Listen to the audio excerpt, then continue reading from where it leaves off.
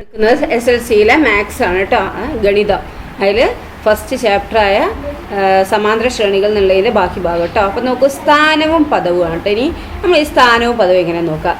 ഇപ്പോൾ 1, 11 എന്നീ സംഖ്യകൾ ആദ്യത്തെയും രണ്ടാമത്തെയും പദങ്ങളായ ഒരു സമാന്തര ശ്രേണി ഉണ്ടാക്കാമോ എന്നാണ് ചോദിച്ചിരിക്കുന്നത്. അപ്പോൾ ആദ്യ പദം എന്താണ്? 1. ഓക്കെ, 1. രണ്ടാമത്തെ എത്ര പറഞ്ഞിരിക്കുന്നത്? 11. ഇങ്ങനത്തെ ഈ ഒന്നാമത്തെയും രണ്ടാമത്തെയും അല്ലേ, ആദ്യത്തെയും രണ്ടാമത്തെയും പദങ്ങളായ ഒരു സമാന്തര ശ്രേണി ഉണ്ടാക്കാമോ എന്നാണ് ചോദിച്ചിരിക്കുന്നത്. അപ്പോൾ ആദ്യ പദവും കിട്ടി, രണ്ടാമത്തെ പദവും കിട്ടി. ഇനി മൂന്നാമത്തെ പദം കിട്ടാൻ സുഖമല്ലേ? എങ്ങനെ കിട്ടുക? രണ്ടാമത്തെ പദത്തിൽ നിന്ന് ആദ്യ പദം കുറയ്ക്കുക അല്ലേ, എന്നിട്ട് ആ സംഖ്യ എന്താക്കുക? കൂട്ടി അങ്ങ് പോയാൽ മതി. അതാണ് പൊതുവ്യത്യാസം, നമ്മൾ പഠിച്ചിട്ടുണ്ട് അല്ലേ. അപ്പോൾ രണ്ടാമത്തെ പദവും ആദ്യത്തെ പദവും തമ്മിൽ മൈനസ് ചെയ്യുക. അപ്പോൾ 11 1 കുറച്ച് എത്രയാ? 10 അല്ലേ. അപ്പോൾ ഈ 10 ആണ് എന്ത്? കൂട്ടി പോകുന്നത് അല്ലേ. അപ്പോൾ 1നോട് 10 കൂട്ടിയ എത്ര? 11. 11നോട് 10 കൂട്ടിയ എത്ര? 21 അല്ലേ. 21നോട് 10 കൂട്ടിയ എത്ര? 31. 31നോട് 10 കൂട്ടിയ എത്ര? 41. 41നോട് 10 കൂട്ടിയ എത്ര? 51. അങ്ങനെ പോകും അല്ലേ. അപ്പോൾ നമുക്ക് എന്താ? ഇതൊരു സമാന്തര ശ്രേണിയായില്ലേ, ഒരു ശ്രേണിയായില്ലത്. ഓക്കെ. അപ്പോൾ ഇവിടെ പറഞ്ഞിരിക്കുന്നത് എന്താണ്? 1, 11 എന്നീ സംഖ്യകൾ എന്താണ്? ആദ്യത്തെയും രണ്ടാമത്തെയും പദങ്ങളായി ഒരു സമാന്തര ശ്രേണി ഉണ്ടാക്കാമോ ചോദിച്ചാൽ. അപ്പോൾ നമ്മൾ ഉണ്ടാക്കിയില്ലേ. ഇനി അടുത്ത ചോദ്യം ടീച്ചർ ചോദിക്കട്ടെ. ഈ 1, 11 ഉള്ളതിൻ്റെ ഈ 1, 11 പറഞ്ഞ ഈ സംഖ്യ ഉണ്ടല്ലോ, ഇത് ആദ്യത്തെയും മൂന്നാമത്തെയും സംഖ്യ ആക്കി എടുത്താലോ? അപ്പോൾ 1 എന്നുള്ളത് ആദ്യത്തെ സംഖ്യ.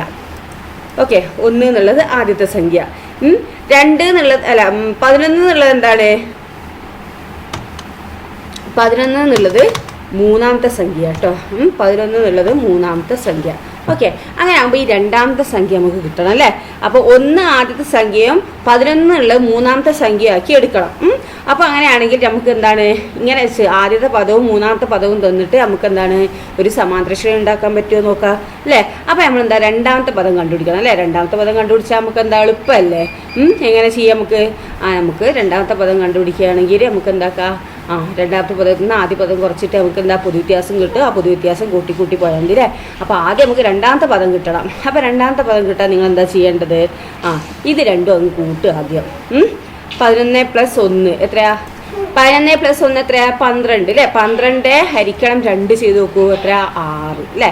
അപ്പോൾ നമുക്ക് എന്താക്കാം? ഇവിടെ ആ സംഖ്യയാണ് എന്ത്? ഇവിടെ വരിക കേട്ടോ, 6 വരിക. ഓക്കെ, അപ്പോൾ നമുക്ക് ഇവിടെ സംഖ്യ എന്ത് കിട്ടി? നമുക്ക് 6 കിട്ടി അല്ലേ. ഇനി ഈ 6 കൂട്ടി നോക്കിയേ. 6 1 പോയാൽ എത്രയാണ്? 5 അല്ലേ. അപ്പോൾ 5 എന്താണ്? അതാണ് പൊതുവ്യത്യാസം വരുന്നത് അല്ലേ. അപ്പോൾ നമുക്ക് എന്താ? 1നോട് 5 കൂട്ടിയാൽ 6, 6നോട് 5 കൂട്ടിയാൽ 11, 11നോട് 5 കൂട്ടിയാൽ എത്രയാ? 11നോട് 5 കൂട്ടിയാൽ 16 അല്ലേ. അടുത്ത സംഖ്യ കൂട്ടിക്കൂടുതലേ. ഓക്കെ, 16നോട് 5 കൂട്ടിയാൽ എത്രയാ? 21, 21നോട് 5 കൂട്ടിയാൽ എത്ര? 26. അങ്ങനെ പോകൂലേ. അപ്പോൾ നമുക്ക് എന്താക്കി? ഒന്നാമത്തെ പദം കിട്ടിയാലും എന്താണ്? രണ്ടാമത്തെ പദം കിട്ടിയാലും ഒരു സമാന്തര ശ്രേണി ഉണ്ടാക്കുക. അതുപോലെ ഒന്നാമത്തെ പദവും മൂന്നാമത്തെ പദവും കിട്ടിയാലും നമുക്ക് എന്താക്കുക? ഒരു സമാന്തര ശ്രേണി ഉണ്ടാക്കുക. മനസ്സിലായല്ലോ. ഒന്നാമത്തെ പദവും രണ്ടാമത്തെ പദവും തന്നിട്ടുണ്ടെങ്കിൽ എന്താ ചെയ്യേണ്ടത്? അതിൻ്റെ പൊതുവ്യത്യാസം കണ്ടുപിടിക്കാൻ രണ്ടാമത്തെ പദത്തിൽ നിന്ന് ആദ്യ പദം കുറച്ചിട്ട് ആ സംഖ്യ എന്താക്കുക? കൂട്ടി പോവുക. അപ്പോൾ ഒരു സമാന്തര ശ്രേണിയായി. അതാണ് നമ്മൾ ഒന്നാമത്തെ ഇത് പറഞ്ഞിരിക്കുന്നത് അല്ലേ. ഇനി നോക്കൂ, തന്നത് എന്താണ്? ഒന്നാമത്തെയും മൂന്നാമത്തെയും പദങ്ങളായിരുന്നു തന്നത് അല്ലേ. അപ്പോൾ ഒന്നാമത്തെയും മൂന്നാമത്തെയും പദങ്ങൾ തന്നപ്പോൾ എന്താണ്? നമുക്ക് ഒരു സമാന്തര ശ്രേണി ഉണ്ടാക്കുക. എങ്ങനെ അറിയാം? ആദ്യം നമുക്ക് എന്താക്കണം? പൊതുവ്യത്യാസം കണ്ടുപിടിക്കണം അല്ലേ. അപ്പോൾ പൊതുവ്യത്യാസം കണ്ടുപിടിക്കാൻ എന്താ ചെയ്യേണ്ടത്? തന്നിരിക്കുന്ന ഒന്നാമത്തെ പദവും മൂന്നാമത്തെ പദവും തമ്മിൽ അങ്ങ് കൂട്ടുക. അപ്പം എന്നിട്ട് എന്താക്കുക? 2നോട് അങ്ങ് ഹരിക്കുക. അപ്പോൾ നമുക്ക് എന്താക്കി? രണ്ടാം പദം കിട്ടി. ഓക്കെ, എന്നിട്ട് എന്താക്കുക? നമ്മൾ എന്താ? അതിൻ്റെ പൊതുവ്യത്യാസം കിട്ടിയിട്ട് അതങ്ങ് കൂട്ടി പോയാൽ മതി. മനസ്സിലായോ? ഓക്കെ, അതല്ലേ നമുക്ക് കിട്ടിയ ശ്രേണി നോക്കൂ. അതല്ലേ 1, 6, 11, 16, 21 എക്സെട്ര അല്ലേ. ഓക്കെ, ദെൻ അടുത്ത ക്വസ്റ്റ്യൻ നോക്കൂ. എന്താണ് അടുത്ത ക്വസ്റ്റ്യൻ? തന്നൊരു ചോദ്യമാണ് അല്ലേ. എന്താണ്? ചുവടെ കൊടുത്തിരിക്കുന്ന ഓരോ സമാന്തര ശ്രേണിയിലും ചില സംഖ്യകൾ എഴുതിയിട്ടില്ല. അവയുടെ സ്ഥാനം ഈ വട്ടം കൊണ്ട് സൂചിപ്പിച്ചിരിക്കുന്നു അല്ലേ, സർക്കിൾ കൊണ്ട് സൂചിപ്പിച്ചിരിക്കുന്നു. ഈ സംഖ്യകൾ കണ്ടുപിടിക്കുക എന്ന് പറഞ്ഞിരിക്കുന്നത് അല്ലേ. അപ്പോൾ നമുക്ക് കണ്ടുപിടിച്ചൂടെ? എങ്ങനെ കണ്ടുപിടിക്കുക?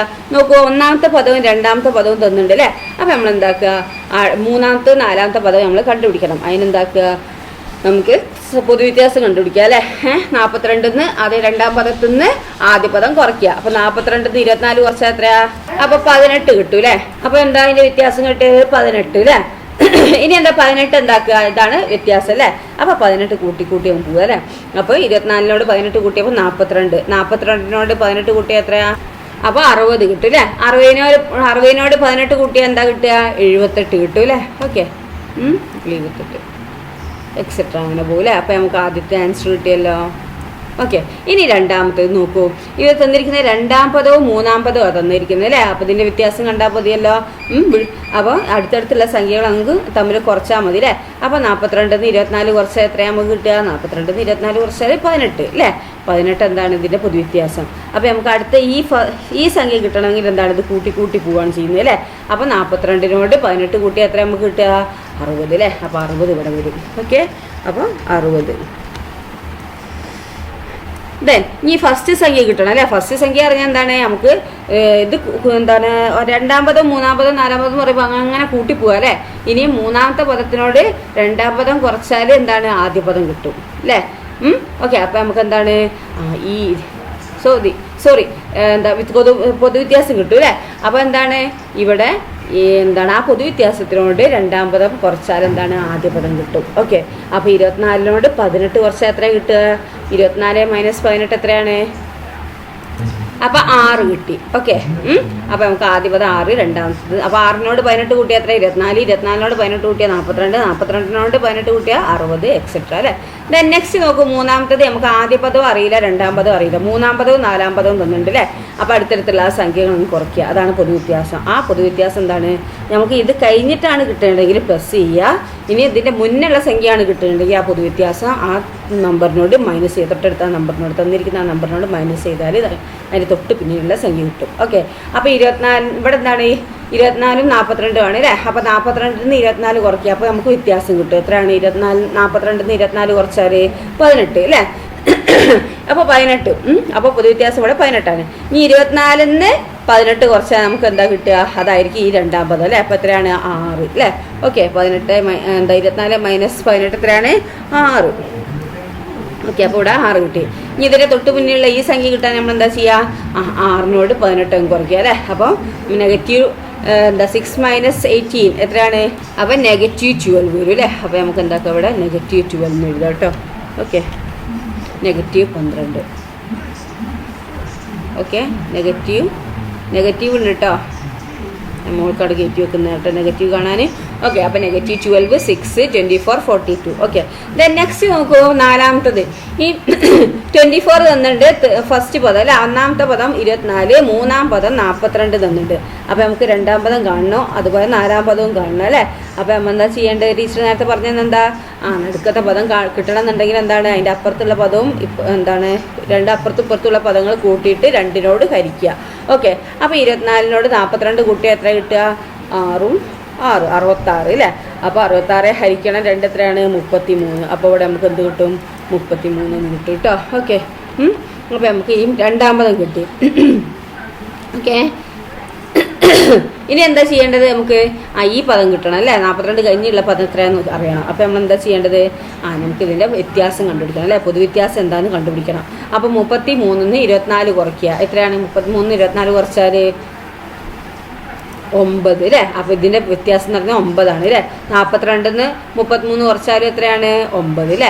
അപ്പോൾ ഇതിൻ്റെ പൊതുവ്യത്യാസം 9. അപ്പോൾ 9 ആണ് ഇവിടെ ഇങ്ങനെ കൂട്ടി പോകുന്നത് അല്ലേ. അപ്പോൾ 24-ന് 9 കൂട്ടിയാൽ 33, 33-ന് 9 കൂട്ടിയാൽ 42, 42-ന് 9 കൂട്ടിയാൽ എത്രയാണ്? 51 അല്ലേ. 51. ഓക്കെ, 51 കിട്ടി.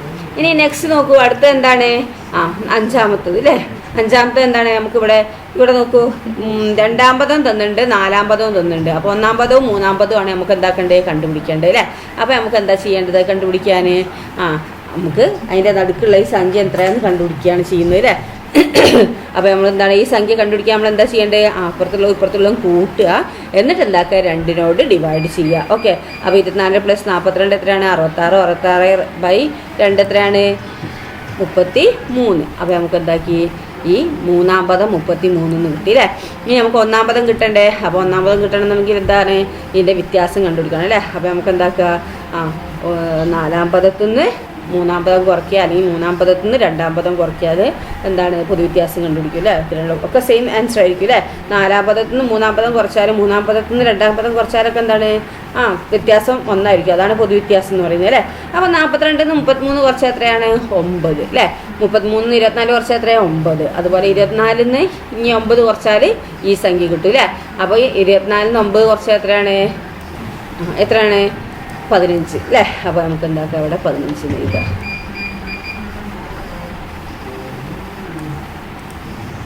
ഓക്കെ, ദെൻ നെക്സ്റ്റ് ഇനി എന്താണ് ഇവിടെ വരുന്നത്? നെക്സ്റ്റ് ഇതെന്താ ഇത് കിട്ടിയാമല്ലേ 15 24 33 42. അടുത്ത എന്താ നമുക്ക് 24 പിന്നെ ഒന്നാമത് 24 പിന്നെ 2 3 തന്നിട്ടില്ല അല്ലേ. നാലാമതാണ് എന്ത് 42 എന്ന് പറഞ്ഞിരിക്കുന്നത് അല്ലേ. അപ്പോൾ നമുക്ക് എന്താക്കണം? ഇത് രണ്ടും കണ്ടുപിടിക്കണം. അപ്പോൾ ഇത് രണ്ടും കണ്ടുപിടിക്കാൻ നമ്മൾ എന്താ ചെയ്യേണ്ടത്? എന്തെങ്കിലും ഐഡിയ നിങ്ങൾക്ക് തോന്നുന്നുണ്ടോ നോക്കൂ. അപ്പോൾ നമുക്ക് എന്താണ് ഇവിടെ നോക്കിയേ, മൂന്നാം പദവും രണ്ടാം പദവും അറിയില്ല അല്ലേ.